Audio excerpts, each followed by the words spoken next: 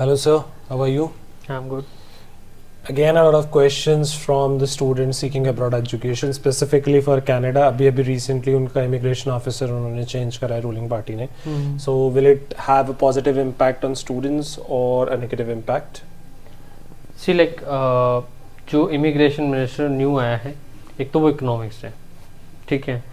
Economics होने के नाते ऑब्वियस है वो इकोनॉमी को डेवलप करने के लिए इकोनॉमी को रिवाइव करने की कोशिश करेगा. और जब हम इकोनॉमी रिवाइव करने की बात करते हैं तो कनाडा में जो इकोनॉमी है वो इमिग्रेशन के ऊपर चलती है. That's a true story. हम सबको पता है वो इमिग्रेशन के ऊपर चलती है. तो कहीं ना कहीं जो एक पॉजिटिव स्टेप है, पॉजिटिव इम्पैक्ट पड़ेगा इमिग्रेशन पॉलिसीज को लेके, इमिग्रेशन सिस्टम्स को लेके.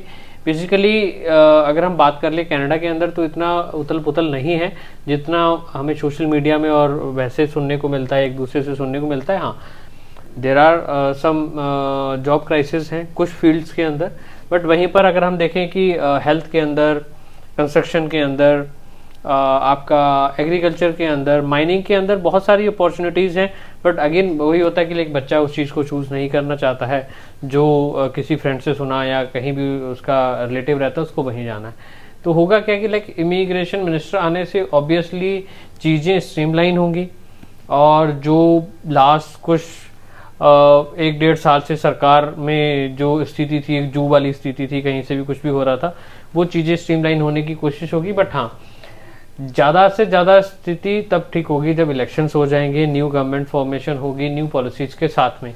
ये जो पॉलिसीज़ आएंगी ये कुछ टाइम के लिए आएंगी, ये it will be a first aid for जो पीछे चीज़ें हुई हैं उसके लिए. हाँ, but for students it's a like good news for them कि हाँ चीज़ें स्ट्रीमलाइन होंगी और इमिग्रेशन को एक बेटर स्पेस दिया जाएगा इन पॉलिसीज़. बिकॉज इमिग्रेशन ही एक ऐसा सेक्टर है जहाँ पर इकोनॉमी को जो रिवाइव कर सकता है कनाडा की. जितना मुझे याद है कि इंडियन मतलब not Indian immigration consist of approximately $20 billion, 20 billion something dollars in Canada's economy. So वो that is the biggest income source. हाँ, बिगेस्ट इनकम सोर्स है.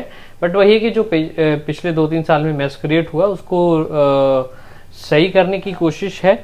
और होपफुली ये दिस ईयर एंड तक कनाडा फिर से again that will be old Canada and it will be a new Canada with new policies, new strength and all.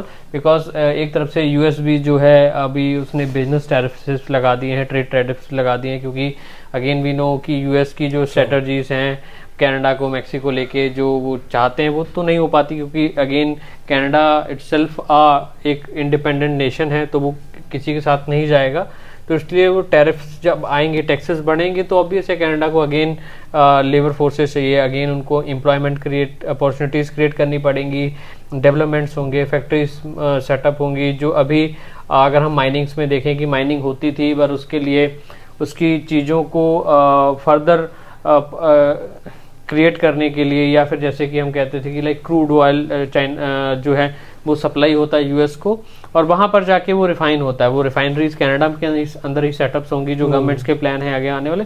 तो उससे obvious है जो एम्प्लॉयमेंट अपॉर्चुनिटीज़ है वो क्रिएट होंगी. तो अगेन अभी कनाडा के लिए एक अच्छा बेंचमार्क सेटअप करने का टाइम है और होपफुली जो न्यू इमिग्रेशन मिनिस्टर हैं they have to work a lot and बहुत सारी चीज़ें अच्छी होने वाली हैं in terms of immigration, in terms of economy, in terms of job, in terms of reviving the economy.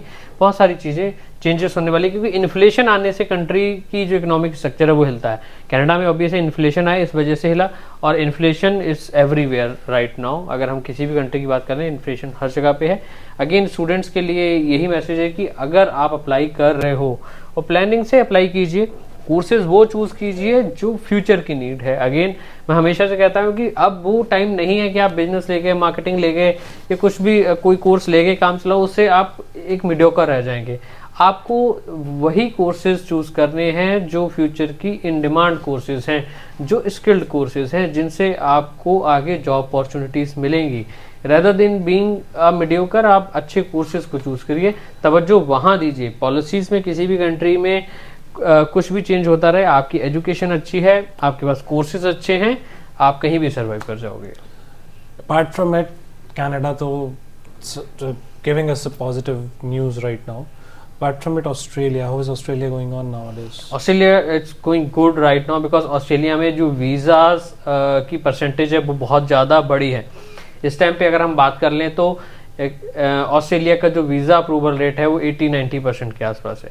मतलब लास्ट ईयर से अगर हम इस ईयर का कंपेयर करते हैं तो ऑस्ट्रेलिया में बहुत अच्छे वीज़ास आ रहे हैं। स्टूडेंट्स के लिए एक अच्छी न्यूज़ है।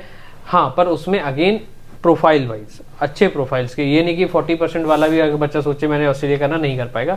हाँ, अगर आपके 65-70% अब मार्क्स हैं, आपके पास अच्छी क्वालिफिकेशन है, अच्छे कोर्स, अच्छी यूनिवर्सिटी चूज कर रहे हो, बिकॉज अगेन वही बात आ रही है, हर कंट्री जो अब मूव हो रही है वो हो रही है कि लाइक उनको क्वालिटी चाहिए, उनको वो स्टूडेंट चाहिए जो उनकी इकोनॉमिक के अंदर आके उनको हेल्प कर सकें।